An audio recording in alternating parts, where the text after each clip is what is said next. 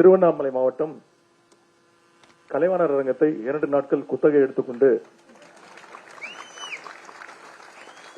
வெகு சிறப்பான 2 நிகழ்ச்சிகளை நடத்தி காட்டியிருக்கிறது. அதுதான் திருவண்ணாமலை மாவட்டத்துடைய சிறப்பு. நேற்றுக்கு மாலை இதே நேரம் அமைச்சர் பொதுப்பணித்துறை அமைச்சர் அண்ணன் வேலு அண்ணன் அவர்கள் எழுதிய கலைஞர் எனும் தாய் என்ற புத்தகத்தை நம்முடைய மாநில முதலமைச்சர் அவர்கள் வெளியிட்டார்கள். ஒரு மிக சிறப்பான நிகழ்ச்சி. அதில் கலந்து கொண்ட முதல் பிரதியை பெற்றுக்கொண்ட சூப்பர் ஸ்டார் திரு ரஜினிகாந்த் அவர்கள் எல்லோரும் பாராட்டி பேசினாங்க. திரு ரஜினிகாந்த் அவர்கள் கிட்டத்தட்ட 45 நிமிடம் நம்முடைய தலைவரை பற்றியும் கலைஞரை பற்றியும் பாராட்டி பேசினார். அவர் குறிப்பிட்ட ஒரு விஷயத்தை மட்டும் இங்கே நான் பகிர்ந்து கொள்ள விரும்புகின்றேன். என்ன சொன்ன, எவ்வளவு தலைவர்கள் பிறந்திருக்கிறாங்க, வளர்ந்திருக்கிறாங்க, வாழ்ந்திருக்கிறாங்க, சாதிச்சிருக்கிறாங்க. ஆனா தமிழ்நாட்டில் மட்டுமல்ல, இந்தியாவில் மட்டுமல்ல, உலகத்திலேயே எந்த தலைவருக்கும் இப்படி ஒரு நூற்றாண்டு நிகழ்ச்சியை எந்த இயக்கமும் இதுவரை நடத்தியதும் கிடையாது, நடத்துவதற்கான வாய்ப்பும் கிடையாது. அந்த அளவுக்கு திராவிட முன்னேற்ற கழகம் கலைஞருடைய நூற்றாண்டை வெகு சிறப்பாக கொண்டாடி இருக்கிறது. அதற்கு என்னுடைய வாழ்த்துக்கள்.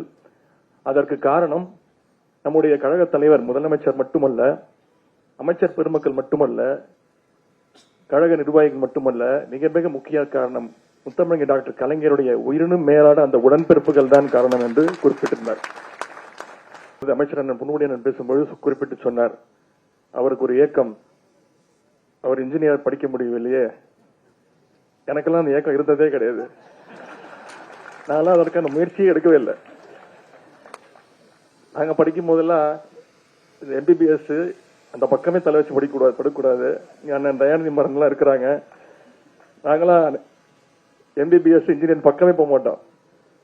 நேரா BCom முடிச்சுட்டு அவருக்கு பிசினஸ் பார்க்க போயிடுறது. அதே மாதிரி அண்ணன் பொன்முடி அவர்கள் பேசும்போது சொன்னார், அண்ணன் தயாநிதி மாறன் அவர்களுக்கு மூத்தவர்களை கண்டால் பிடிக்காது என்று. அப்படியெல்லாம் கிடையாது. நான் ஏன் சொல்கின்றேன், அண்ணன் தயாநிதி மாறன் அவர்கள் எனக்கு மூத்தவர் தான். எனக்கு எல்லாருமே சமம் தான். இன்னும் சொல்ல போனா இங்க இருக்கிறதுலே மிகவும் சின்னவன் நான் தான். இருந்தாலும் இந்த சின்னவனுக்கு இந்த வாய்ப்பை கொடுத்த பொறியாளர் அணிக்கு என்னுடைய நன்றியை தெரிவித்துக் கொள்கின்றேன். நினைவு பரிசாக பசுமாடு போன்று ஒரு பொம்மையை கொடுத்திருக்கிறார்கள். டெல்டா மாவட்டத்துக்கு அடையாளம் என்று சொன்னார்கள். உண்மையான பசுமாடை கொடுத்திருந்தாவது கொஞ்சம் உபயோகமா இருந்திருக்கும்.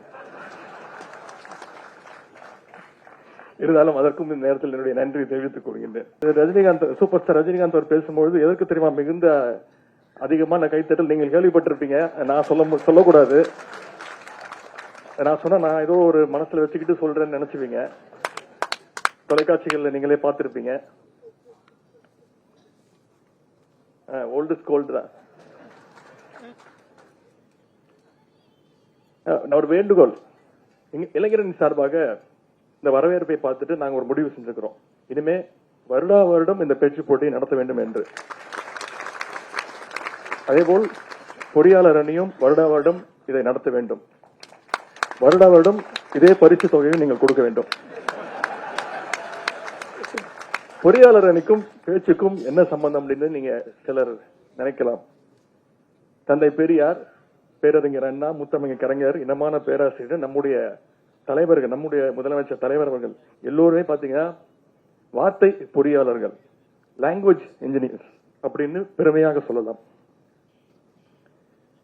அதனால்தான் பொறியாளர் அணி சார்பில் கலைஞர் புகழ்பாடுகின்ற இந்த பேச்சு போட்டியை நடத்துவது மிகவும் ஒரு பொருத்தமான நிகழ்ச்சி.